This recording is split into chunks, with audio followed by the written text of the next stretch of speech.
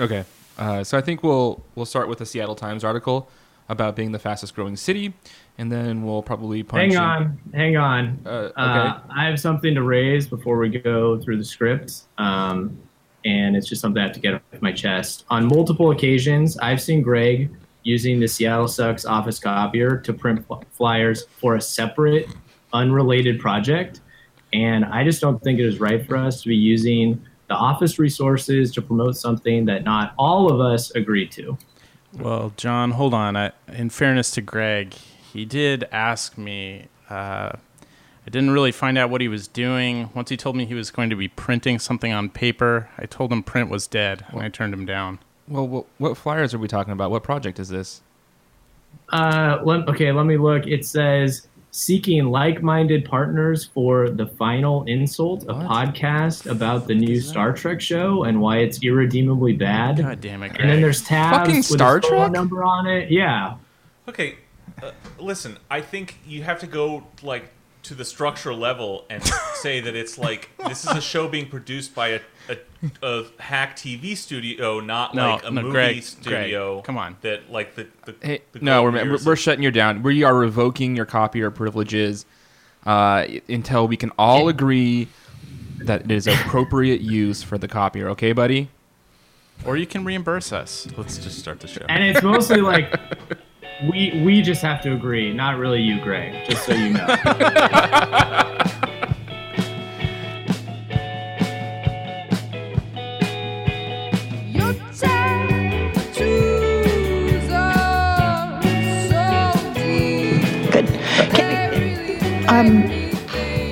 So I have something I would just like to briefly say.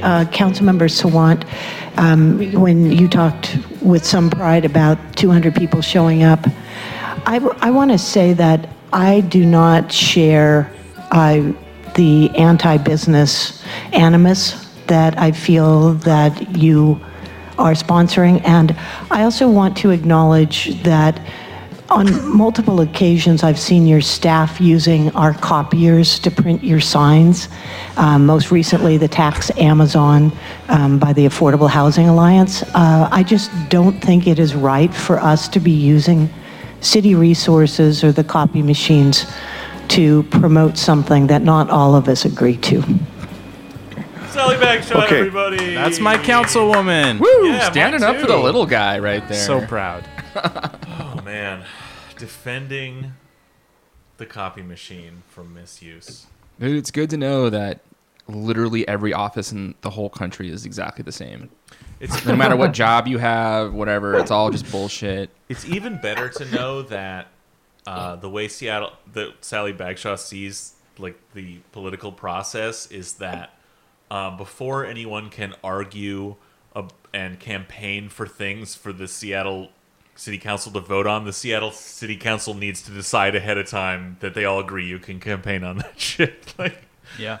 Hey, it's just a courtesy thing. Anytime you want to use any office equipment for anything, check with everyone first. Any copiers you make, you just send a quick email out to everyone. Do I have okay on this? That's awesome. I just, there's that saying like, give me the confidence of a white man or whatever. I wish God would give me the confidence of Sally Bagshaw, where she's like, I'm fucking taking this shit to the streets, man. I'm gonna have. This is what we're gonna be talking about at a public meeting: copying privileges. She wanted it on the record. Yeah, It will not be forgotten. Well, it is on the record. I mean, this happened now 2 weeks ago, and we kept talking about how funny it was. But shout out to Erica Barnett on her blog, The C is for Crank. She went and did a public records request that is hilarious. I don't think we need to talk about it here, but that's what has brought this funny story back to life to the degree that we decided we should finally talk about it. You should check out her piece on her slog through. Literally, she filed a request that forced someone at City Hall to interact with that copy machine and make it spit out its records from its logs for the last day, which that's one of the funniest parts to me is someone had to do that. they dug up the PDFs of the files too, and they're amazing because it's like kill all rich people. It's just like so socialist alternative. It was awesome. Burnamerica.wordx. Oh, very cool. Very cool. I love how meek she is about it. It strikes me as this kid in class timidly raising their hand and saying, "Teacher." Yeah, she's Teacher. a tattle. She's tattling. Kashama used the printer, and I don't think she should. Actually, teacher, this week I'm the milk monitor, so only I should distribute the milk.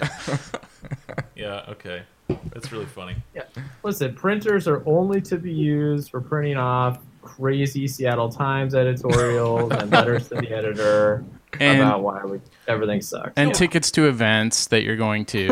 Yeah. Well, really, it's the idea of campaigning is foreign to her, to Sally Bagshaw. She thinks everything should be like decided in like a room and like that. But the idea, this is like blows her mind that this is a normal use of the fucking printer, because the idea of like going out and trying to convince people like just throws the average centrist liberal's mind like for a fucking loop. Like she doesn't even. She's like, well, her district is insane. It's like Pioneer Square, Belltown, Queen Anne, and Magnolia. yeah. So what? Yeah, I can't see her like holding a rally. Just, I would love to know what she would print if she thought that it was an ethical exercise. Yeah, she might have to have the copy two different machine. messages. It'd be the Pledge of Allegiance. No, you know what it would be? It would be, please ask permission before using this copy. Yeah, there's a sign that she did not get approval that posted on the wall. No, but her version of the Pledge of Allegiance would have a new clause that says, to respect the process. Well, the best part about this is that Swan's been in office for like 3 years now, and people have been mad at her about this the entire time she's in office. And the Ethics and Election Commission keeps saying it's totally okay for a council member to like do this, and like people just the Sally Bagshaws refuse to accept that. They're just like, no, how dare she use the copy machine? It blows their minds. Like, Yeah. Anyway, well, that's funny. Yeah, I'm glad we got to see Bagshaw's falling down moment when she finally boiled over. The shot heard around the world. Wow, I'm inspiring. I think we're all inspired. Thank you, Councilmember Bagshaw. Hello, everyone. Welcome back to another episode of Seattle Sucks, a podcast about hating the city we love. My name is Alex, and we are so excited that we forgot to record an intro. So previously joining me here was Greg, Colin, and John. And before we get started, I just wanted to remind everyone that we are on Twitter at Seattle Sucks Pod. Our website is seattle.sucks. And you can find the podcast on iTunes and any other major platform. So go ahead and subscribe, rate 5 stars, so that we know that you love us. Anyways, without further ado, here is episode 4.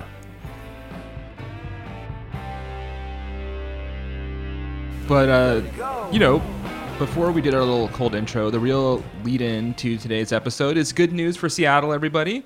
We love being number one at things. And finally, if you sort of jerry-rig the numbers enough, we're number one in growth, baby. Woo! Hell yeah, growth. 10 years going. Seattle, since 2010, has had 19% population growth, which makes it number one in the whole country, and probably the number one reason why Seattle sucks. So the article has like this sort of, undertone of being like proud and excited and happy about it. But I think like pretty much ask anybody, and everyone's like, yeah, we're not. This is bad. Yeah. I think the worship of growth, of ever-expanding growth generally as an economic phenomenon is insane. But the idea that Seattle could grow and we could have new development and new businesses grow here, I don't think is the worst thing. And I don't want to blame that for all of our problems. I think that this city could have grown in a better way. You could have that growth with a very different economic system that like actually put some emphasis on people's human lives and not just the bare metric of growth. But it's also, and Brett Hamill pointed this out on Twitter, shout out Brett Hamill, is that the Seattle Times and of the world are both pissed off that Seattle is growing and like endlessly complain about it, and simultaneously hate anything like the head tax that threatens to slow that growth in any way.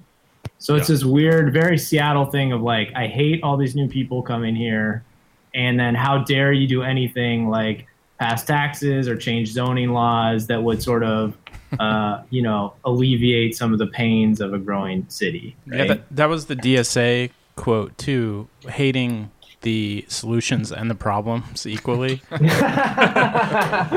that actually sums up a lot of what we've talked about over the last few weeks. Yeah, I mean, like, sort of my most solid go-to voice in Seattle, which is Charles Mudidi in The Stranger. He covers a lot of beats. He's the film editor, which is, one reason that I love him. He has interesting takes on movies. But one thing, he's like the only half person... of what he says is fucking insane. I love. He's got trolling. a unique He's a troll. He's got a unique take on everything that you're just not going to hear anywhere else. That is true. That is true. I think the central joke about him that he's unlike certain former presidents you may have heard about, he actually is an African socialist. Is a key thing to understand. But that's why I love him. And he's pointed out, like, consistently over the years, even when I was in Los Angeles, I was reading him, every week talking about, well, actually, it's about foreign real estate investment. There's these billionaires all over the world, where there's China or the Gulf states, sovereign wealth funds, whatever, people looking to put money into something that isn't cash, that isn't denominated in currency. And this happened in London over the whole course of the 21st century. It happened in Vancouver, BC. It's happening here in Seattle and in San Francisco right now, where people are just buying up, international investments just buying up and building luxury condos because it's a way to store money in a market that looks like it's probably going up for very natural reasons, that they get in and cause a bubble just as a way to put their billions that they have nothing else to do with, to diversify them out of currency. So you can have a currency fluctuation that doesn't affect that money at all. It's weird. It's like the Chinese haven't even heard of GoFundMe, Indiegogo, Kickstarter. Lots of great projects that need sponsoring out there. Yeah, yeah. You could be putting your money into a boutique puzzle. Or a podcast. Yeah. Or a podcast. But along those lines, Greg, there's also the problem that I know at least New York City's facing, where there's an oversupply of luxury rentals as well. Seattle's experiencing the same thing, where most of the construction, if not because of this psychosis or even belief that most of the growth is attributable to Amazon and only a certain kind of person is coming to Seattle, means lower or more competitive rates for those people for rentals, and still no relief for people that can't afford that kind of rent. But that's totally connected. That is same phenomenon. Yeah. It's the people who own those and developed and built the money, the investment money came from a lot of places, but a huge amount of it comes from just billionaires with international billionaires with nothing else to do with their money.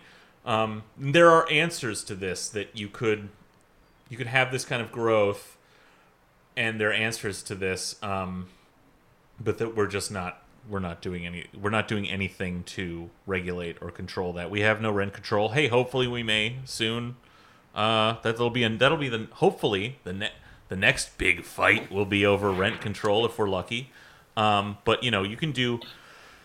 Other countries, it's not going to happen in a million years, Greg. I can dream, John. I can dream. I'm not an expert on this, but I know some places in Europe actually manage to regulate the amount of real estate you can buy as a foreign entity that's not living in that real estate, So that goes completely against our conception of what America is and what our economy is. We're devoted to an utterly free market and capital flowing freely across borders and, The invisible hand knows best.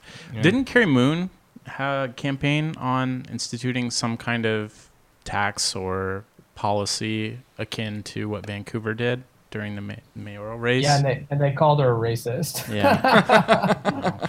Cool. Wow. Amazing. Well, it'll come full cycle when it's cheaper to just rent on Airbnb than it is to when the luxury rental is actually about the same as paying rent anyways, right? So yeah, I'm thinking of so I sleep in the V-berth of my sailboat, but the salon, the dining table goes down and you put the back couch cushion on that and that becomes a bed, and I'm thinking of making that an Airbnb. I would, I'd be walking through it every day, but that's normal for an Airbnb, I guess. A shared space in the house. Yeah, I'm sure some really cool people would take up that chance. And you just need. I actually have flip flops and a bathrobe for you to put on and walk to the marina showers, which are very nice. There's a shower in my boat, but it's cramped, and I don't like to introduce that humidity into my home. God, can you imagine getting a place on Airbnb and paying $200 for it, and then showing up and it's a boat, and you're like, I didn't see that picture. I think and if Greg's there. I think if you're not looking at the pictures, you're doing it wrong. All right. So this whole article, which I do want to add one thing real quick, which is really funny, is the article just talks. It's kind of goes over a lot of the numbers, right? From this time to this time, Seattle saw this much of an increase. And it sounded exactly like the copier numbers that were in the article about Sawant. It's between February and March, Seattle photocopier rates were tripled. I'm oh, it's just catching up with growth in Seattle in general. Yeah. But the whole subject has inspired some very interesting opinion pieces in the Times about Seattle's growth and its change as a city, both for and against. And so the first one that we read was sort of an against the growth, against Seattle changing opinion piece. And I think it'd just be, frankly, hilarious just to read it line for line, because this thing is total dog shit writing. Doesn't make any sense. It's truly the best opinion piece where it's really wanting to talk about something else completely different than the actual topic that was given to them. And for that, I think we should do a little reading, and we'll see how this goes. Yeah, well, this is actually a few weeks old, and we wanted to talk about it before, but it's just so banal and stupid that it just never made the cut before. But now it's this more recent article has actually it must have meen an impact, because now other people are talking about it in the same newspaper. Yeah, and in keeping in mind with our democratic forum, we're going to have a for and against, and the listeners can decide who they agree with the most. Yeah, all sides will be given equal time to weigh in, and we'll all come away with this feeling, elevated and informed. Yeah. So who wants to read it? I don't have a computer. I'll read it. Okay, so this is Alex Barazau, don't you know this guy? Oh, yeah. I worked with his wife a long time ago, and she would send me his early writings and stuff, which was basically the same drivel. He hasn't gotten any better at writing over the last 10 years. I could at least attest to that. That's actually worse office bullshit than getting bitched at over the coffee machine, having to just nod and smile and be like, yes, I see. This is a thing you gave me. Working is. It's like when I ask people to listen to this podcast. So he says, this is a couple weeks ago, but he says, I knew Seattle was no longer a place for me when I met with Deborah Juarez, the District 5 city council member I had voted for. Last September, at what I thought was going to be a friendly one-on-one meeting between an elected official and her constituent. By the way, there are 750,000 people in Seattle. Friendly one-on-one. What was this guy? Why did he think he deserved a friendly one-on-one, and how the fuck did he actually get one? But anyway, friendly one-on-one meeting between an elected official and her constituent. I expressed some concerns that were on my mind. I fretted over the deterioration of a city which I had fallen in love with, a city that, despite my 21 trips to Europe, man, I really hate this guy. Wow. Oh boy, it's already creeping in. Like, despite my 21 trips to Europe, I still believe to be the most beautiful city in the world. I mean, like, that's him bringing a chick home. And then he shows her the notches on his belt, and he says, "But baby, you're the prettiest." Yeah, seriously. First of all, Seattle, yeah, it's a beautiful city. It's fine. I just already hate this guy. I mean, maybe he was just like touring slums of certain countries, and Seattle literally is the best. I think he just follows Rick Steves everywhere he goes. So he just paired the most beautiful city in the world with "I'm leaving this city." Well, it's insane. This article is all about disappointment, you see. So he's building it up only to tear it down. I told my council member that Northgate, my home, had seen a noticeable increase in litter and graffiti. To my dismay, she seemed to suggest these issues were someone else's job, not hers. So I moved on to a bigger issue. We want to know, why isn't Deborah cleaning up the damn graffiti and picking up? That's what else do we elect these people to do? I think, like, you just whatever he's like, we're gonna go and read this, but like, just completely discount whatever his side of this conversation that he represents. Oh, it would have been amazing to have a recording of this conversation. Because like he was probably a giant jackass, and she probably reacted accordingly. Cities in Europe are covered in graffiti and litter. So. Yeah, seriously. Yeah, that's like the Paris sickness or something. Have you heard about that? Do French people still piss in the street? Oh yeah, and there's dog excrement everywhere. But apparently, Paris is a really desirable place for, I think it might be Chinese or Japanese tourists. And when they get there, their minds are so blown by how disgusting and filthy and dirty it is that they get sick. It's a real thing. That's amazing. Wow. What cohort of tourists does Seattle cause that to happen to? I want to know. I don't know. Yeah. People from Bellevue, probably. When I first moved to Seattle 14 years ago to attend the University of Washington, homelessness essentially didn't exist at Northgate. Okay. Though I have never been a victim of witnessed. False. Yeah, False. I mean, it's bullshit. I mean, we've had people have been homeless in this country for decades, including in this city. Fuck, I lived in Seattle not long after when he's talking about, and in the University District, and like there were homeless guys basically were our neighbors. They were our neighbors. They were our neighbors, yeah. and they were cool. They were on the freeway. We lived on the freeway, and there were they had a rotation at the on ramp or the off ramp, and they lived in the berm there, and you might say they were early adopters. Yeah, totally. Yeah. Nothing's more irritating. Before it was cool. Yeah, you know, nothing's more irritating than the nouveau homeless. Oy. Yeah, I mean, talk about tacky. You know what that reminds me? Yeah, these guys were our neighbors. Maybe this is the chance the city's been looking for. I mean, if we didn't have a homeless problem before he got here, maybe if he leaves, it'll just go away. Yeah. So, though I'd never been a victim or witness to a crime, some of my neighbors have been, and they believe homeless camps are the reason. So, hearsay. What is his argument here? Additionally, inadmissible. Additionally, the conditions in such camps are often atrocious.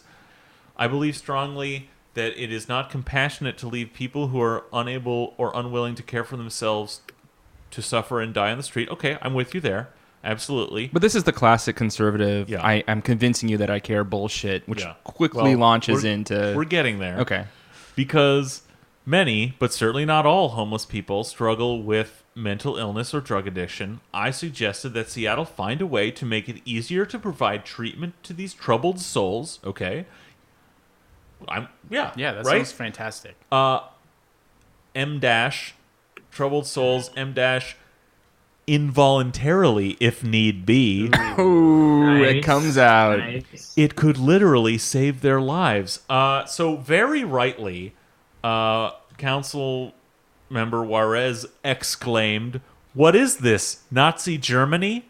First of all, for a politician, for like an elected politician to actually like exclaim that, if she did, he must have been a huge asshole and said like, and way like gone into way greater detail about how we should round up and like put the homeless in concentration camps. But yeah, I agree with her sentiment, because he like you say, he leads us in thinking he's this compassionate guy, but ultimately he's like, yeah, those who can't or won't be helped must be subject to the criminal justice system, must be made criminals.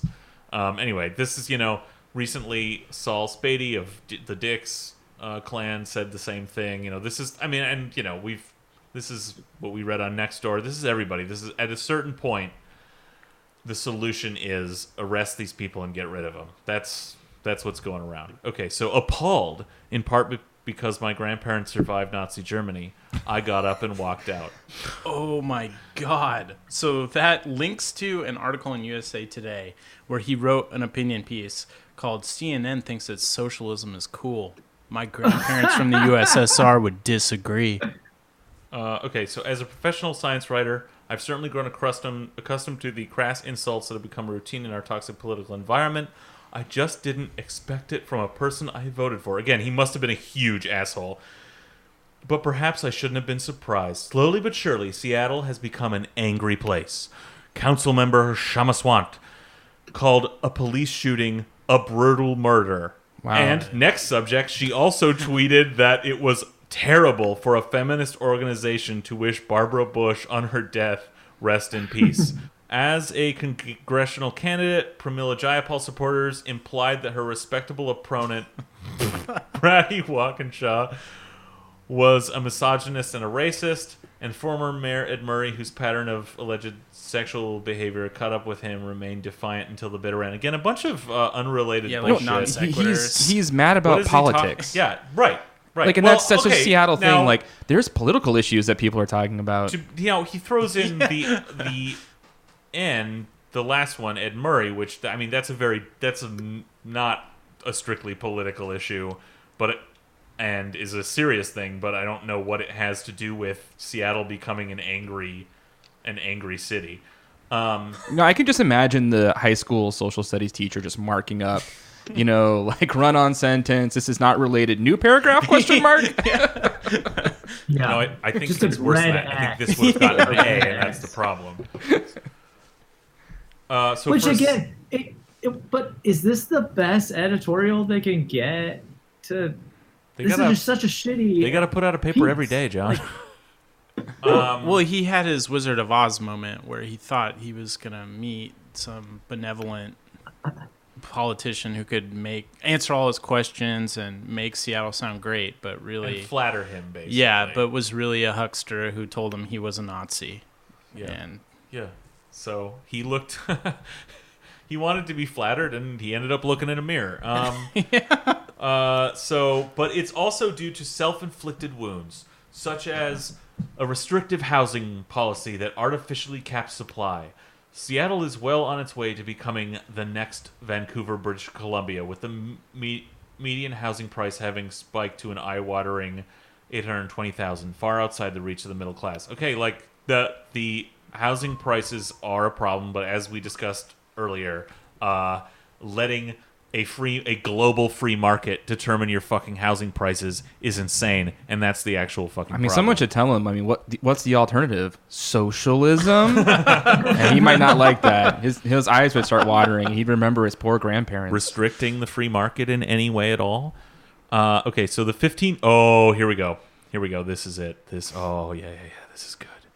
The $15 minimum wage has added gasoline to the fire. Holy shit, man. Though it hasn't even been fully implemented yet. The most recent study last summer, interesting sentence there, revealed that when the minimum wage moved from $11 to $13 an hour, low-wage workers lost about $125 a month. We can dispense with that bullshit immediately. That study from University of Washington, he links to it here, has been so fucking widely debunked. First of all, it's not the most recent study. He says literally the most recent study from a year ago. Well, there have been a lot of studies since and before then, and decades of research on the effects of the minimum wage laws. And this actual Fortune magazine debunked it also this has nothing study. to do with the premise of this argument. Like, it's a complete non sequitur. He's just that was my whole takeaway from this article is like he talks about how this sort of sob story about him being forced to leave, and then launches into why. Because of the $15, like, dude, I highly doubt that is the thing that's causing you to leave this city. Yeah, but feel free to talk about it. I think he bought ad It's a nauseum. right-wing grievance culture.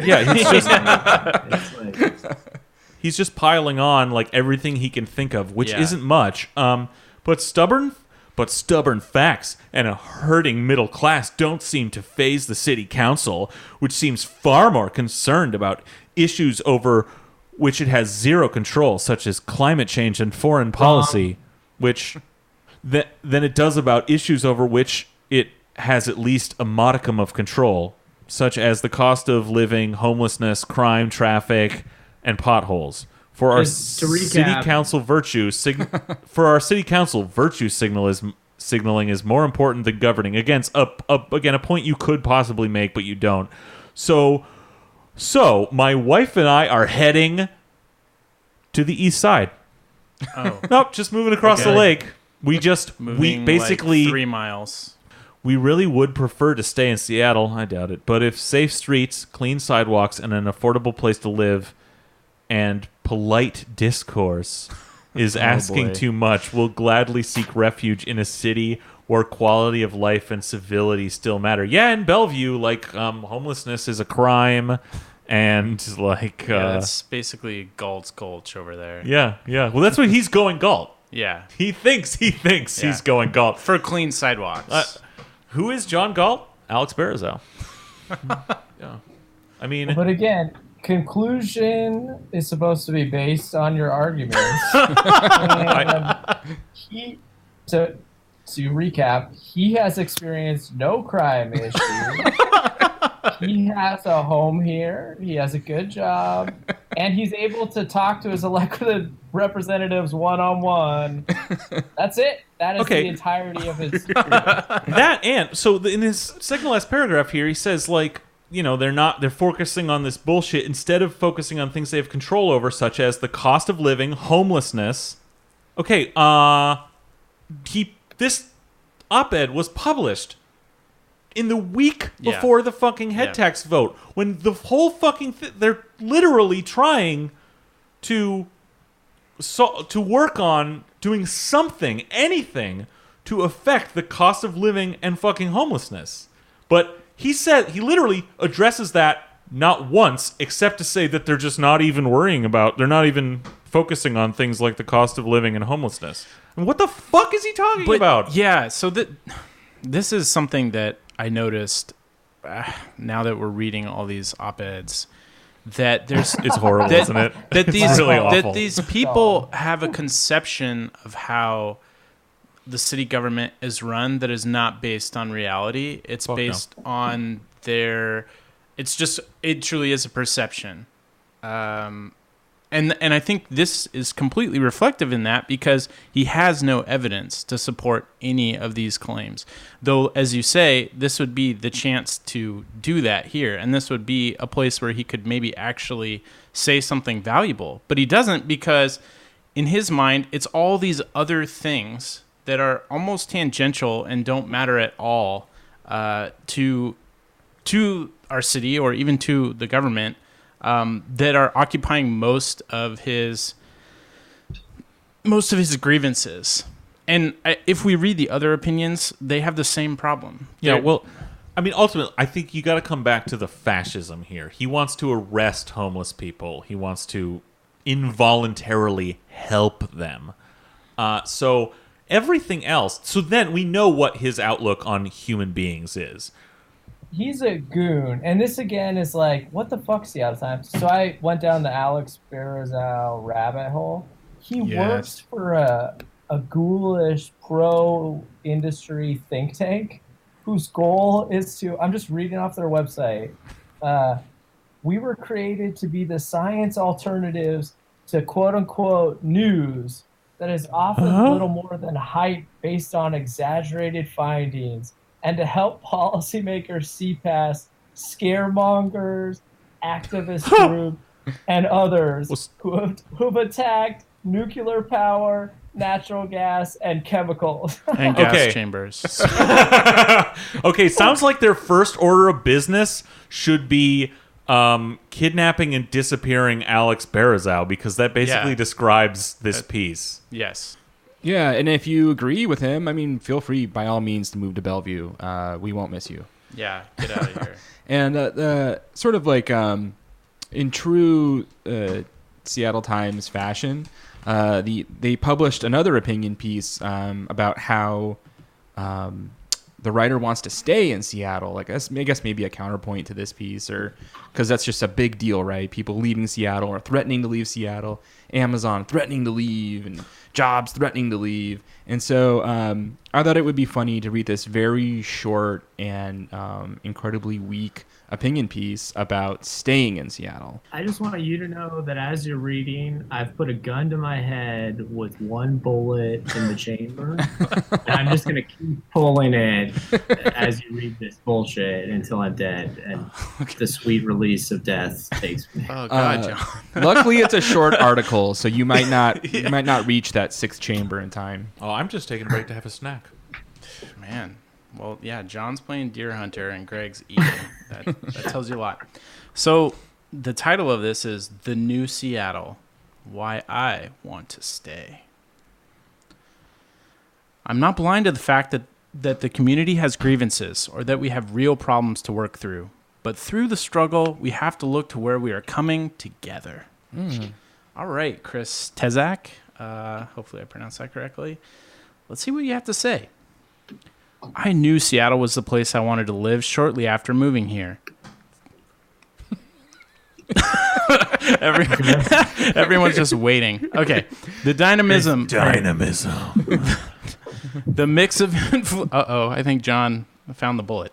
The mix of influences, the access to our gorgeous natural surroundings, and the fact that so many of the people here just seem to give a darn are all the things I love about it. Oh, he must be reading Nextdoor. Yeah. They give a darn. Oh, they care a lot, as long as you're talking about killing people. I came here in 2009 from the Midwest, taking a job at Boeing. Since then, I've moved on to a position at Amazon. Congratulations. Yeah, wow, buddy. Thank you for bringing that up. Since then, I've improved my station in life. I live with my wife and cat in a 560 square foot condo in Pioneer Square and prefer riding my bike around town. We're looking for a third. Good game and what's the other G? Giving. Good game and giving. Yeah. I likely embody what some longtime residents see as, in quotes, the problem. Ooh. I may not have old-timer credentials, but I was still disheartened to see a recent op-ed from a Seattle resident leaving the city with his hands in the air saying, enough.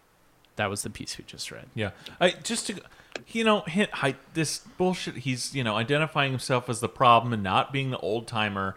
I just want to reiterate that this is like this whole narrative that our problems, our housing crisis is all about all the new growth and development and about hating these new people. And yeah, some of them may be tech bro assholes, but again, it's the massive fucking capital investment that is gentrifying neighborhoods and causing prices to skyrocket. So, anyway. Yeah, and the city's failure to anticipate or react to those developments.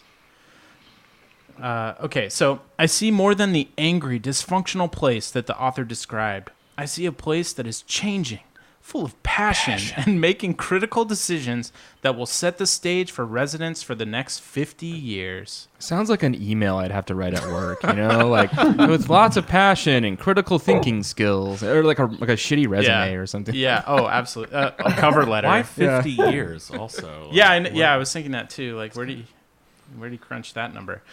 I'm not blind to the fact the community has grievances, not blind to a lot of things, or that we have real problems to work through. But through the struggle, we have to look to where we are coming together. I just pulled the trigger. Yeah, that's really. He's just identifying up front. He's just basically saying, "Don't worry, reader. You can keep reading because I'm not going to say anything. I have nothing to say, and you know that because I just said, but through the struggle, we have to look to where we are coming together. So don't worry, nothing will be said in this article." Yeah, because the fetish of political culture now is cooperation and coming together and bipartisanship and cooler heads prevailing. I see a city council working to pass the housing affordability and livability agenda. Holla! Legislation to add affordable housing and help accommodate growth. Okay, so he's a YIMBY. While listening to hours of public testimony at recent council meetings. Holla and other similar updates to zoning laws are fundamental to Seattle's housing crisis. The inflow of people to the region will not stop if we stop building housing, whether they move to Seattle or the east side.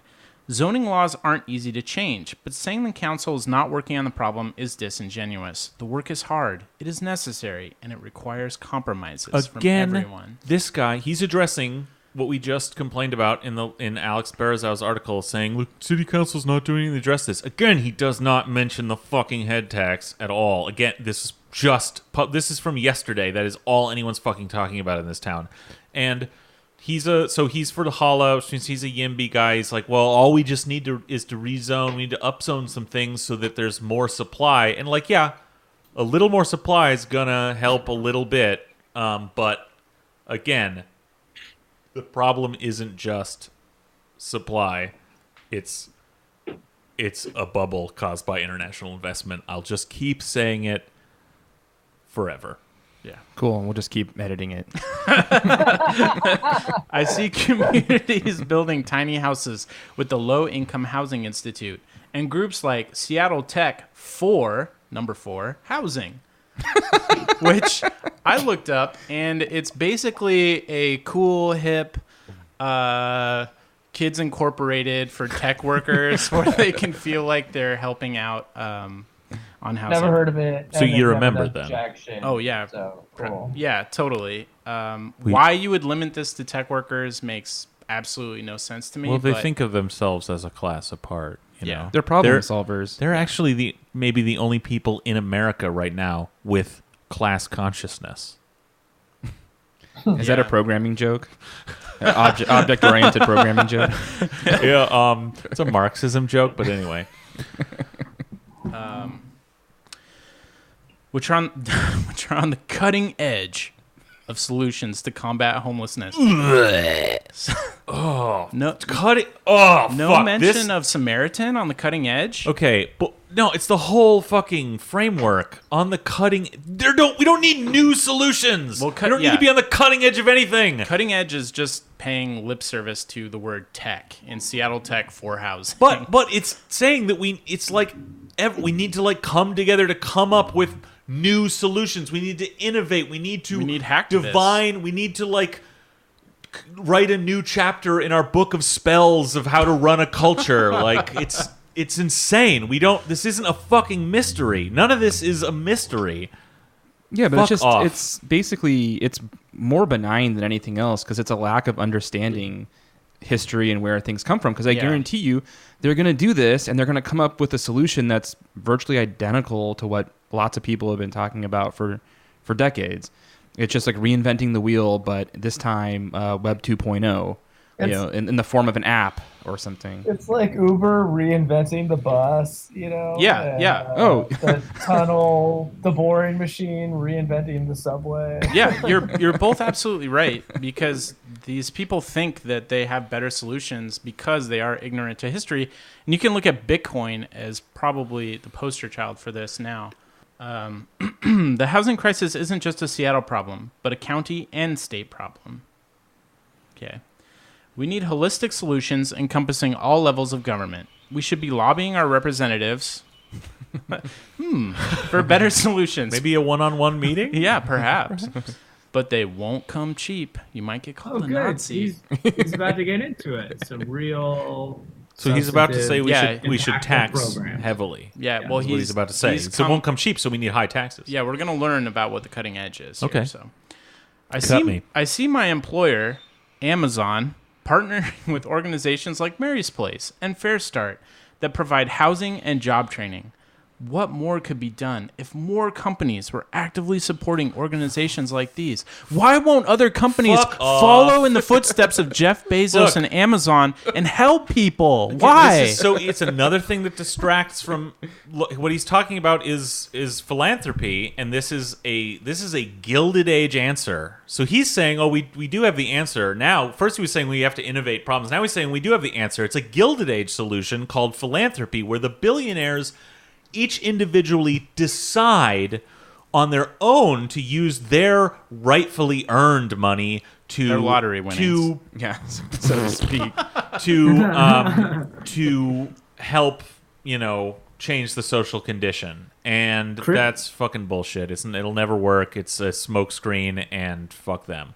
Chris is such a whiny little bitch for not mentioning the head tax in this. I mean, that's just Can you believe it? No, He he fucking works for Amazon. He works. Yeah. No, that's why. He's dancing around He it. shouldn't be No, I know, allowed but to publish how if he fucking can't. shameless can you be? No, how fucking shameless is the Seattle Times that they are publishing someone who, because of their employment, feels restricted from mentioning the major political issue? Well, that should basically disqualify you from talking. You raise an interesting point because he may have mentioned it in the Times. Edward was like, "Take this out, strike this." Yeah, that's also possible. Or perhaps there was a totally different version of this opinion piece, but there was an Alexa that overheard part of the conversation and then recorded it and sent it to Jeff Bezos. And then there was so a it had to be drone stricken from the hovering in record. Chris's window one night, just blinking, and he's like, "Okay, I get it. Yeah. Alexa, Don't kill me. Let me live." call off your dogs, Alexa." Yeah, so I see hundreds of residents of Pioneer Square and the Chinatown International District working in the rain to clean up their neighborhoods, paint over graffiti, clear rubbish, and safely dispose of used needles. So he's like, yeah, Seattle's a garbage city. And Like- and We are provide all garbage housing men. for homeless people. Wait, no, he doesn't say that. He just says clean up graffiti. Yeah. Paint over graffiti in the rain. in the rain. No one's painting over graffiti in the rain. First of all, it's not happening. I'm sorry. No one's doing that. But also, he doesn't mention housing the They don't homeless. clean up in the rain, but on sunny days they clean up. Cool. Well, yeah, again, we get this mention of graffiti because that is probably the number one problem in Seattle is how bad your eyes hurt by seeing a little bit of garbage No, and this is some what graffiti. this is what I said when we first talked about Matt Dubin's like triangle of whatever, and the main Yeah. focus really being property crime. It's we have too many street artists. That's Yeah. really their big beef. Yeah. They don't like street artists. The quality of the graffiti could be better. Graffiti is very low on my list. Like, clean up the piss on the sidewalks Yeah, first. yeah. There's no fucking graffiti problem in Seattle. Yeah, no, not at all. Property crime, part of the triangle. Property Look it crime, up. dude. Yeah. It's all about aesthetics. I guess what that says is Dubin has his finger on the fucking pulse, man. Like, Oh yeah, this guy's gonna get no, he elected. does because that his phrase is coming up everywhere. Matt Dubin, again, known and you guys see repeated that, them denier. Did you see that story about the homeless guy who got crushed to death Yes. in the recycling bin? Yeah. Like, this is the That's- context it's of this awful. debate. And Yeah. he was not the first. This has happened before in the exact same recycling district. They found like 3 other people. Yeah, I mean how you talk about graffiti. Yeah, I mean in a society that is creating people who feel they have to live in dumpsters because they have no other choice and end up being like very poetically crushed by the garbage man. It's just it's disgusting. It's disgusting. It's terrible. I've seen these things because I decided I wanted to volunteer my time to make this city better. Knowing not everyone has the opportunity and privilege that I am lucky to have. I understand it's easy to lose hope, and people have to make decisions that are in the best interests of themselves and their families. He's talking about some asshole who wants to move to Bellevue. Yeah. Don't lose hope, man. Yeah. Keep hope alive, all right? We can clean the graffiti. Alex, come back. Come back. Look, we have paint. Look, it was raining and we picked up. Actually, be like, Alex, look we crushed a homeless person to death. Yeah. Oh, yeah. It's like, That's finally. it. It's like, oh, well, actually, he's going to propose that as a solution. He's like, more aggressive. That's an evidence-based solution. Garbage trucks will be the picking homeless. up 7 days a week now. Yeah, aggressive trash collection will Jesus be the Christ. euphemism. Extraordinary trash collection. But I am choosing to stay in the city I love. I will keep working, keep supporting organizations that are making progress, and keep holding our officials accountable to their promises to do the same. Again, no mention of the head tax. That's a hero No mention right there. of the progress they're trying to make to do the same. Well, No mention. Or Doesn't come up. That's not progress in his book, probably. no mention of anything that's actually great about Seattle or like urban life in general. Like that was the funny thing. I like read the whole time he's just bitching about Seattle, like us. You're I mean, right. like Yeah, it's the same. You're totally this is right. hilarious. I mean, It's even too the how it pro has the Seattle same one point here. Yeah, it's like nothing. There was not one point except for in the very first paragraph where he's like the walkability. Well, okay, great, fine. I'll give you that. Yeah, he has a cat, and that's the best part about Seattle. His best Cool. part about living in Seattle is his 500 square foot condo, which I'm like, Jesus Christ. Throw a cat and a wife into that mix? Yeah. Whoa. That's rough. Can we just, again, the fastest growing city in the country, and no one's leaving fucking Seattle. What the hell? Yeah. We're going to see another op-ed by Alex Bezerra like 10 years from now. This is why I'm leaving Seattle. Or, I don't know. Hopefully We'll forward to that. remember. We're not going to let him get away with that shit. Why I came back and then left again. Or why I never left after I said I was going to leave. But No. now I'm No, leaving. the truth is, he's going to fucking love Bellevue. Yeah. Dude, Bellevue is right up this guy's alley. Yeah. It's not exactly affordable to live in, though, No. unfortunately. Well, But- there's always Linwood, Alex. The town the mall ate. Well, he didn't mention Linwood. Nobody mentions Linwood. Is that it? Are we done with that? Yeah, that op-ed? was it. Amazing. Yeah, that was pretty much terrible. But I think one big takeaway is that we all need to ask our employers, if we have them, to start helping the homeless and job training for people who need to be retrained, just like Jeff Bezos Hey, man. and Amazon. It's tax deductible. It is true. And this is also comes out at the same time as I think it's a Salon article about Amazon's handling of Mary's Place and how, maybe at best good intentioned, but basically totally a PR stunt for Amazon. And the article goes into detail about, bringing executives through to tour the people and just like the mismanagement of it and how it's basically the workers who work there at Mary's Place kind of feel like it was maybe not all it was cracked up to be, to accept this deal with Amazon and depend now on Amazon to keep their program running. So Yeah, well, yeah, you found that piece, Alex, and the funniest part to me about that was that they showed up to Mary's Place unannounced with a camera crew to tell them that they were doing that. amazing. Yeah. All right. What? That's opioid. Oh, okay. So Yeah, this one's this pretty was a good one. So we just heard listened to so we just listened to an opinion piece about why it's good to stay in Seattle or why it sucks to live in Seattle. But here's a real reason why Seattle sucks. I was skimming through the news and there was an article in the BBC and I can't read the headline from here. Can you turn your computer around. The headline is Mussels test positive for opioids in Seattle's Puget Sound. Ooh. So, folks, your water, if you thought the opiate crisis was bad, it's finally hit the Puget Sound, literally. And all the fish and the mussels are testing positive for OxyContin, basically, which is... I've been wondering why I've been just crushing oysters lately. Well, now we all have an excuse. The happy hour at Elliott's is amazing. Yeah, anyone who's test positive or got fired at work for a drug test can now just claim shellfish. I love shellfish. And so the article itself is a kind of a bit of a recycled piece, but there is one really funny line about how they're like, don't worry, the oysters don't metabolize the opiates, but fish too, and can become addicted as well. So I was like, oh boy. Strung out addicted fish, huh? Yeah, those salmon just...